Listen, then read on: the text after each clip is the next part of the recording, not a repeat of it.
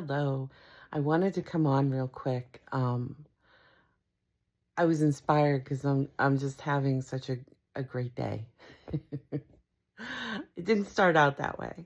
I actually started out with a headache, and quickly, as we were getting ready to go to an engagement that we had, I found myself being really stressed, and I noticed because my headache was getting worse, and I was paying attention to my body, and that's key.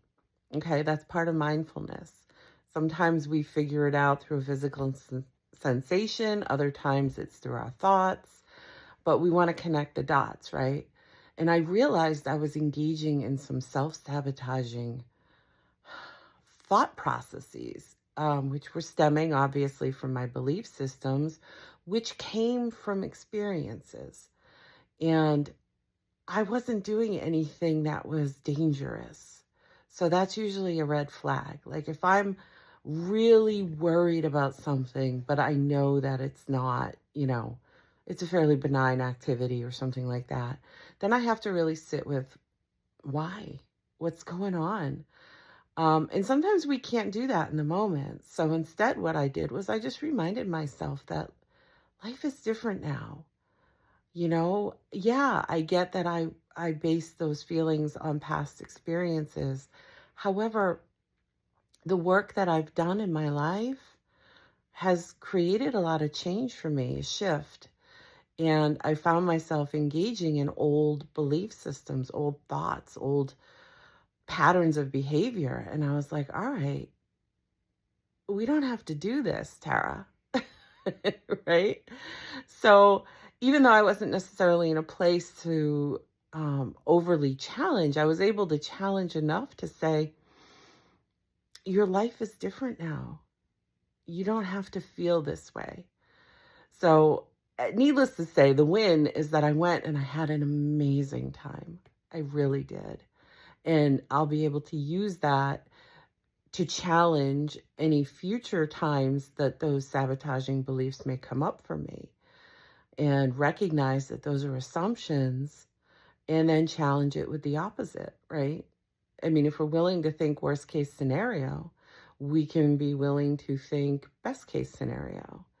In any case, it's not to invalidate oneself, but it's just to recognize that if we are diligently working on changing patterns, then it's okay to anticipate that those changes are going to impact our experiences.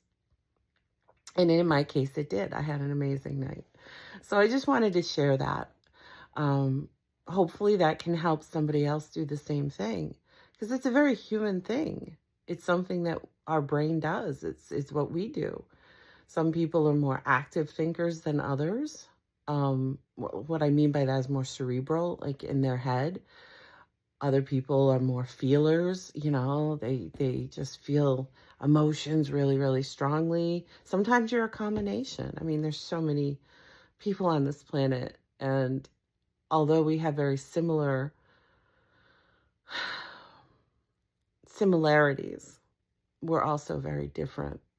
You can have, and I've said this before, you can have two people grow up in the exact same environment and turn out completely different because how their personality basically filtered a lot of those experiences and the beliefs that they developed could be very different. In any case, I'm not getting into that. I just wanted to come on and just celebrate my win, share that with you as something that maybe you can use in your own life because that's some of the work, right? That's the work, is tuning into your body, tuning into your thoughts and making those connections and allowing yourself the grace to be able to evolve and not assume that because similar patterns that you thought maybe you work through come up for you, that you haven't progressed. They'll keep coming up for you, but they'll trigger you less and less until eventually they don't come up anymore. It's a process, right? It's not a one and done. So be kind to yourself, be patient, and I guess that's my message.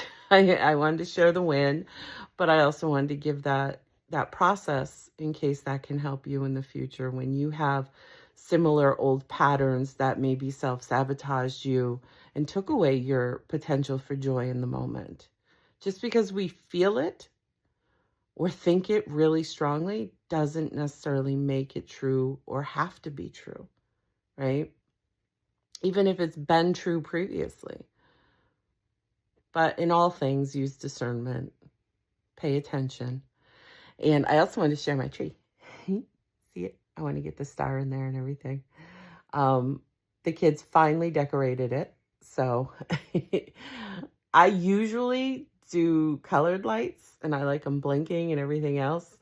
My dining room lights, as you can see there, they don't blink, but the tree usually does. But my youngest wanted to have white lights. And I was like, well, why not?